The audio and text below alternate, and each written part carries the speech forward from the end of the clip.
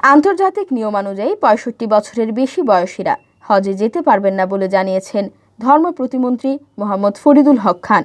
সোমবার সচিবালয়ে Bangladesh secretariat reporters forum ও digital financial service নগদ আয়োজিত আলোচনা সভায় এক প্রশ্নের জবাবে কথা জানান তিনি।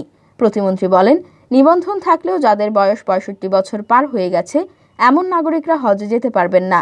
বিএসআরএফ এর সভাপতি তপন বিশ্বাসের সভাপতিত্বে সাধারণ সম্পাদক মাসুদুল হকের সঞ্চালনায় অনুষ্ঠানে বক্তব্য রাখেন ইসলামিক ফাউন্ডেশনের ইমাম প্রশিক্ষণ কেন্দ্রের পরিচালক আনিসুজ্জামান সিকদার, নগরের নির্বাহী পরিচালক আমিনুল হক। করোনার কারণে বিশ্বের অন্যান্য দেশের মতো গত 2 বার বাংলাদেশ থেকে কেউ হজ করতে পারেনি, তবে এবার সংক্রমণ কমে যাওয়ায় হজের সুযোগ তৈরি হচ্ছে।